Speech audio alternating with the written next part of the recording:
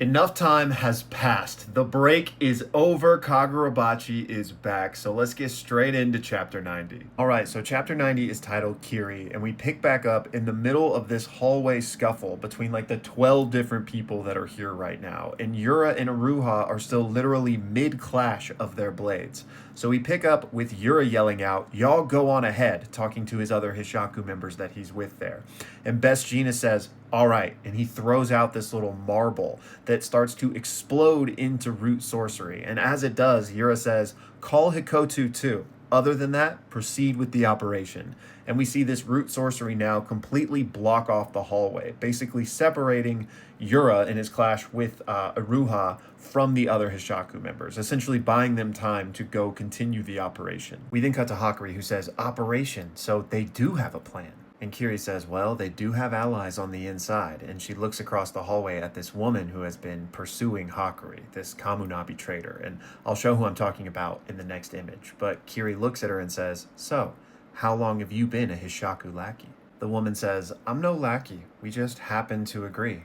It's been 18 years. And Kiri just doesn't say anything, but the woman gets down into this pose and Hakuri goes, "Here it comes." Hakuri says, "It's really fast." And Kiri says, "I know. We used to work together." And Hakuri says, "She killed a lot of Mr. Kudo's troops with that move." And Kiri doesn't say anything. So Hakuri says, "Miss Kiri, Kiri, Miss Kiri." And we see that he is thinking about how Kudo told him that the Sanuchi and the Sword Master, if they get their hands on both, it will spell the end of this country. But that's where you come in, Hakuri. Your job is to isolate the Sanuchi. Then the Hishaku will have no way to get at it. So we then cut back to Hakuri and he screams, "I need to get the Sanuchi quickly. With my help, we can thwart them." And as he says this, we see one of Bald Hishaku's dragon heads like lurch from behind, its mouth completely open, ready to gobble him up. But then with a movement so quick we can't even see it, this thing gets cleaved in two by Kiri's enormous blade, which now just rests on Hakuri's shoulder because it cut the thing behind him. And she says, "Oh, Hakuri, you're Hakuri Sazanami?" And he says, "Yes, you just now understood that?" And she goes, "Oh, gotcha, cool. Okay then, I'll protect your life." We then get this kind of aside on the sword, and it's hard to tell if this is like omniscient narration or if this is like actually being explained to Hakuri in the moment. But, and forgive my pronunciation here because I'm sure I'm going to butcher it, we're told that this sword's name is the 5-shaku Odachi Katana Onichikita, or something along those lines. And Kiri says, "It's Oni-chan for short. There are many drawbacks to a sword that's over 2 meters long, including the hilt." So the sword is literally bigger than her. And it goes on to say, "Fighting in confined spaces is hard, as is close quarters combat. Its weight makes it clunky, and it's harder to execute a string of quick attacks or contend with agile enemies." And Hakuri, like, amidst this narration says, "Why then do you use it?" And Kiri says, "Because it's big and cute." And then we get this aside of her father, or I guess, I think it's her grandfather, Itsuo Shirakai, the creator of the White Purity style, where he says, "Swords are too heavy for a woman's slender arms."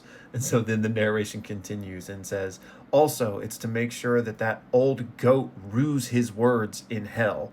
It must be a giant sword." We then get 3 pages of just straight artistry with this blade as Kiri is like spinning it around her back and making use of its enormous size in this confined hallway, absolutely slicing apart these dragon heads. As this narration continues, it says, "Her boasting was justified by her swordplay. The aforementioned drawbacks only exist when the sword is leveraged at its hilt. She doesn't swing the sword. She centers the sword and dances with it. The sword moves as if magnetized to her body.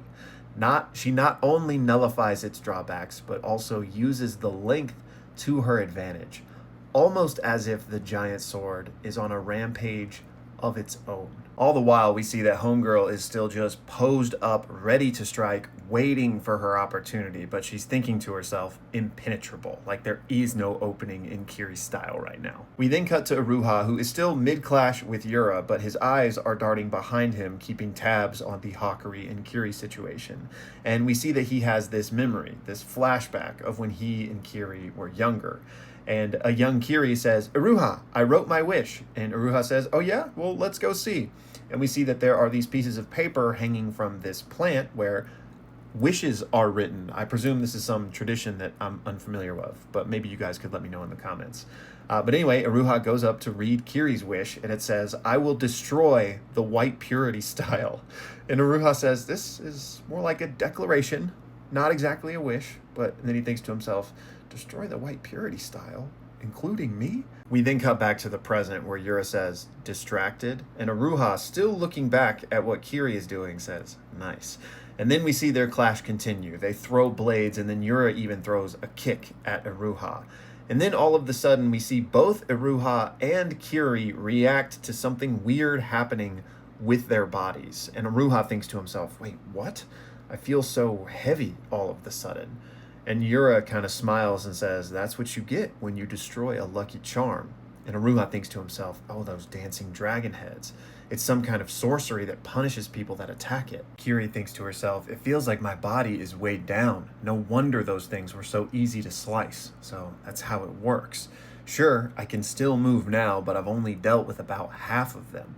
Destroying all of them is going to be a tough fight.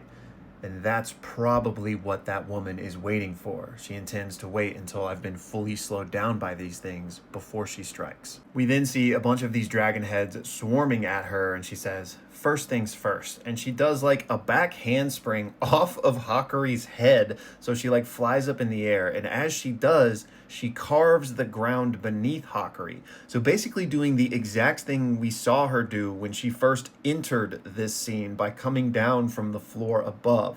So she basically cuts a hole and shoves Hakuri down it in order to get him away from the danger. But because she did that, she gets absolutely swarmed by the dragon head sorcery, which all latch onto her from different angles and completely immobilize her. And Hakuri, now looking up from the floor below, just screams. We then see that this is when Homegirl takes her move. She thinks to herself, now, off with her head. And she blasts off like the damn Flash. She is gone in an instant from this pose to an empty panel with only smoke left behind. And we see her barrel towards Kiri and lunge forward with her two small daggers that you can see here. We then see Kiri, who is completely immobilized, by the way, block this with one of her hands. So one of the daggers goes through Kiri's forearm and her hand grabs the other one to stop it from going into like her face.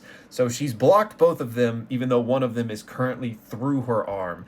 And Kiri says, sorry, but I'm used to speed. And the girl, who I'm just going to call Flashy Flash for now, says, with one hand? Like, that's what she's thinking. And Kiri says, gotcha. So now I can handle all of you at once. And Flashy Flash thinks to herself, wait. She lured me here? But as soon as I get free, and Kiri says, I'm not letting you go. And then her grip tightens on Flashy Flash's arm. And she thinks to herself, her grip is insane. And Kiri says, this is nothing. I'm used to handling a real beast.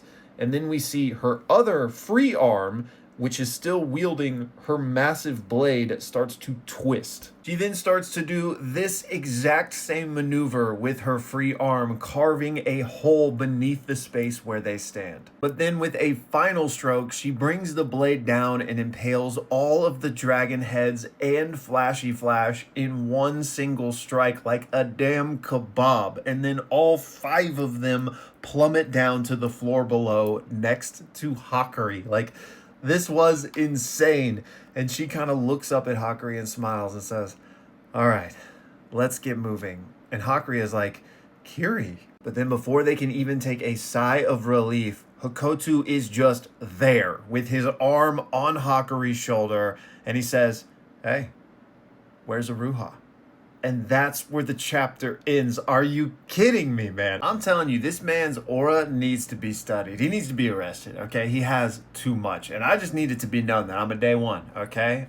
You guys can join me as day ones as well, but I just need it to be known that I am one. Because when Kagurabachi gets animated and this guy gets introduced, I can already see like the thirst trap edits, the aura edits, like this dude's gonna be a fan favorite, and we were here first, is all I'm saying, okay? That's my boy. Double H is still my goat, though. But yeah, man, what a great chapter. The paneling, the cinematography continues to be excellent. Kiri is already an early favorite. I love her and her sword style. And we did call it, and everyone calm down. This isn't an impressive call, but nonetheless, we called it that she would not be a practitioner of the white purity style and is basically everything its opposite. She wants to burn it down because her grandpa is a, chauvinist pig, and I'm here for it. And I can't wait to see how this is used more. However, it's not looking good for her if she has to fight Hokuto, okay? She's impressive, sure, but just on vibes alone, I don't feel like she's a match for him. So is Natsuki going to show up? Is Aruha going to show up? Because Aruha's like one floor above, right? So Hokuto's probably going to find him, but could Natsuki find Hokuto first? Who's gonna find who first, man? Like, I just cannot wait to see how all of these things coalesce, because there are so many different like fires burning right now and it's all coming to a head, not to mention the fact that Chihiro and Samura are like on their way here as well, right? And like, when are those timelines gonna converge? Like, could they show up in the midst of all of this, or are we still catching up to what's been happening at headquarters while the Chihiro and Samura stuff was going down, right? So yeah, this is boiling up to be an incredible climax to this arc, and I cannot wait for it. Anyways, I think that's going to do it for this one, y'all. Please let me know all of your comments on this chapter down below, or better yet, come join us in the Discord. And as always, thank you for watching.